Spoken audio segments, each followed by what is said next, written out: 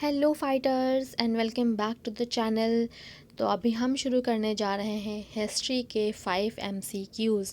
तो चलिए शुरू करते हैं एमसीक्यू शुरू करने से पहले अगर अभी तक आपने जाके शेड्यूल वाला वीडियो नहीं देखा है तो प्लीज़ उसे देख लें, ताकि आपको पता चल जाए कि कब किस टाइम पे इस चैनल पे आपको कौन सी वीडियो मिलेगी। तो चलिए हम शुरू करते हैं। पहला क्वेश्चन पूछा गया है, why did Buddhism start declining in India in the early medieval times. मतलब बुद्धिज़्म जो है वो इंडिया में अर्ली मेडिवल टाइम में डिक्लाइन होना क्यों शुरू हो गया था। ऑप्शन पढ़ते हैं।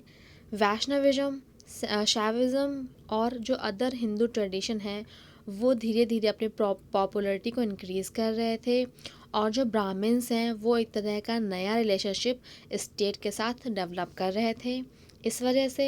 या फिर जो सेकंड ऑप्शन है, जो गुप्ता डायनेस्टी के किंग थे वो बहुत ही स्ट्रांगली अपोज कर रहे थे बुद्धिज़्म को। ऑप्शन आपके सामने हैं। अगर आंसर पता है तो वीडियो को पॉज कीजिए और सही आंसर दीजिए, और इसका सही आंसर है ऑप्शन नंबर केवल ए। मतलब सिर्फ जो वैष्णविज्म, शैविज्म और जो बाकी के हिंदू ट्रेडिशनल थे वो धीरे धीरे ज़्यादा पॉपुलर हो रहे थे, और ब्राह्मण्स जो हैं उन्होंने भी स्टेट के साथ नया तरह का रिलेशनशिप बनाना शुरू कर दिया था। जो गुप्ता डायनेस्टी है जो लगभग 4 से लेके 6 सेंचुरी तक थी, ये क्या हुई, इसने ग्रो करना शुरू कर दिया रिचुअलिस्टिक महायाना बुद्धिज़्म में। और इस तरह उन्होंने क्या किया, अडॉप्शन ऑफ बुद्धिस्ट आइडियाज़ किया हिंदू स्कूल में।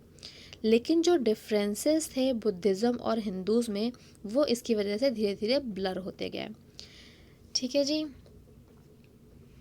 बाकी वैष्णविज्म, शैविज्म और जो बाकी के अदर हिंदू ट्रेडिशन थे वो धीरे धीरे पॉपुलर होने लगे, और ब्राह्मणिज्म जो है एक तरह का नया रिलेशनशिप लेके आया अपने स्टेट के साथ।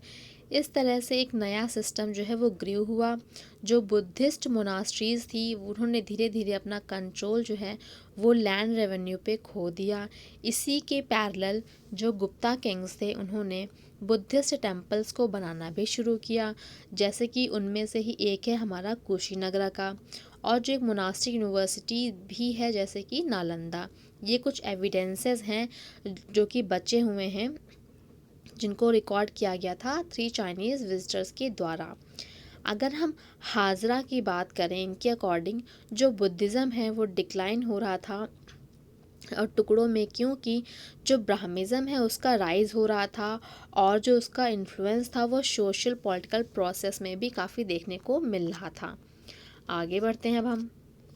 तो नेक्स्ट क्वेश्चन जो कहा गया है, कुछ स्टेटमेंट्स दी हैं, पढ़ते हैं statements. Diwani rights were the rights granted to British East India Company to collect revenues and decide civil cases. जो दीवानी राइट है वो ब्रिटिश ईस्ट इंडिया को दिया गया था, जिससे कि वो रेवेन्यू कलेक्ट कर सकें और सिविल केसेस को भी डिसाइड कर सकें। Chauth and Sardeshmukhi were the titles given to military officials in the army. जो चौथ और सर देशमुखी हैं एक तरह से ये आर्मी के मिलिट्री ऑफिसर्स को टाइटल्स दिए जाते थे। ऑप्शन आपके सामने है। करेक्ट आंसर पता है तो वीडियो पॉज कीजिए और सही आंसर दीजिए, और हम डिस्कस करते हैं सही आंसर। इसमें स्टेटमेंट 1 तो सही है, बट स्टेटमेंट 2 जो है वो गलत है। चौथ और सर देशमुखी जो है वो एक टाइप का टैक्स होता था जो कि साउथ इंडिया में कलेक्ट किया जाता था, वो भी पर्टिकुलरली मराठा एम्पायर में। नेक्स्ट है, Gandhi ji presented the Indian National Congress in which of these round table conference. मतलब गांधी जी ने इंडियन नेशनल कांग्रेस को इनमें से कौन सी राउंड टेबल कॉन्फ्रेंस में प्रेजेंट किया था, रिप्रेजेंट किया था। First round table conference 1930-31, second round table conference 1931, third round table conference 1932, या फिर ऑल ऑफ द अबव। तो इसका सही ऑप्शन है ऑप्शन नंबर बी, मतलब सेकेंड राउंड टेबल में। जो 3 राउंड टेबल कॉन्फ्रेंस थी 1930 से 32 तक जो चली थी, वो एक तरह के सीरीज़ ऑफ कॉन्फ्रेंसेस थी जो कि ऑर्गेनाइज़ की गई थी ब्रिटिश गवर्नमेंट और इंडियन नेशनल कांग्रेस के द्वारा, जो पार्टिसिपेट करेंगे और डिस्कस करेंगे कुछ कॉन्स्टिट्यूशनल रिफॉर्म्स की भारत में। ये जो है स्टार्ट हुआ था नवंबर 1930 में और ख़त्म हुआ था दिसंबर 1932 में। ये जो है कंडक्ट हो रहे थे as per the recommendation of जिन्ना, जो कि वॉइसरॉय लॉर्ड इरविन और प्राइम मिनिस्टर रैमसे मैकडोनल्ड के तहत। और जो भी रिपोर्ट सबमिट की जा रही थी वो किसके द्वारा हो रही थी, साइमन कमीशन के द्वारा। कब हुई, वो भी मई 1930 में। जो स्वराज की डिमांड थी वो, और या फिर आप कह सकते हो सेल्फ रूल, ये एक तरह से बहुत ही इस डिमांड ने बहुत ही तेज़ी से ग्रो करना शुरू कर दिया। तो हुआ क्या, कांग्रेस जो है उसने पहली कॉन्फ्रेंस में बॉयकॉट कर दिया। तब क्या हुआ, एक सेटलमेंट हुआ महात्मा गांधी और तब के वॉइसरॉय लॉर्ड इरविन के बीच में, जिसको हम गांधी इरविन पैक्ट के नाम से भी जानते हैं। जिस पे हुआ क्या, गांधी जी जो हैं वो अपॉइंट हुए एक तरह से sole representative of the Congress, किसमें, वो भी सेकेंड राउंड टेबल कॉन्फ्रेंस में। आगे देखते हैं। अब क्वेश्चन पूछा गया है, with reference to the Simon Commission consider the following statement. Simon Commission के रेफरेंस में स्टेटमेंट दी हुई हैं और हमें बताना है कौन से स्टेटमेंट जो है वो सही है। पहला स्टेटमेंट कहता है, it recommended the replacement of dyarchy with responsible government in the province. ये रिकमेंड करता है कि हमें डायरकी को रिप्लेस कर देना चाहिए प्रोविंस में रिस्पॉन्सिबल गवर्नमेंट से। सेकेंड स्टेटमेंट कहता है, it was boycotted by all political parties in India. मतलब इसे, साइमन कमीशन को इंडिया के सारी पॉलिटिकल पार्टीज़ के द्वारा बॉयकॉट कर दिया गया था। Rabindranath Tagore renounces his knighthood to protest against Simon commission. जो रविंद्रनाथ टैगोर हैं उन्होंने अपना नाइटहुड जो है वो उसको छोड़ दिया था, जो कि वो साइमन कमीशन का प्रोटेस्ट करना चाहते थे। इसका ऑप्शन देखते हैं, 1, 1, 2, 2, 3 या फिर तीनों।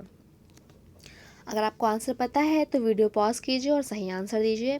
लेकिन इसमें स्टेटमेंट जो 2 है, अगर वो आप देख रहे हैं तो इसमें बहुत ही एक्सट्रीम वर्ड दिया है। और वो एक्सट्रीम वर्ड क्या है, वो एक्सट्रीम वर्ड हमारे पास ऑल। और हमें पता है जहाँ भी एक्सट्रीम वर्ड आते हैं आपको बहुत ही केयरफुल होना होता है।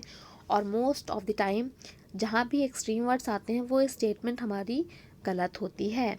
तो अगर हम यही रूल फॉलो करें, अप्लाई करें, तो हम स्टेटमेंट 2 को गलत कर दें तो हमारे पास केवल एक ही ऑप्शन बचता है और यही हमारा सही आंसर भी है। ठीक है जी, चलिए अब लास्ट क्वेश्चन देखते हैं आज का। कुछ स्टेटमेंट गिवन है उन इवेंट्स की जो कि हुई थी कब, फ्रीडम स्ट्रगल की, इंडिया के फ्रीडम स्ट्रगल के टाइम में। इनको हमें क्रोनोलॉजी ऑर्डर में लगाना है।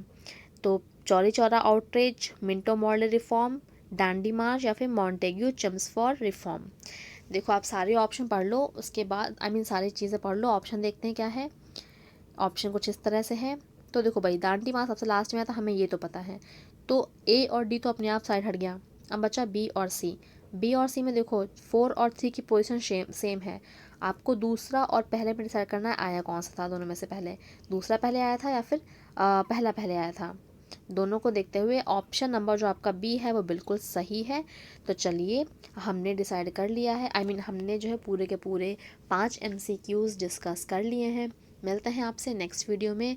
अगर कोई सजेशन है, कोई इम्प्रूवमेंट आप करना चाहते हैं इन वीडियोस में, तो प्लीज़ कमेंट सेक्शन में बताएं। मैं ट्राई करूँगी कि मैं वो आपकी बात जो भी आप चाहते हो सजेशन, मैं उनको पूरा कर सकूँ।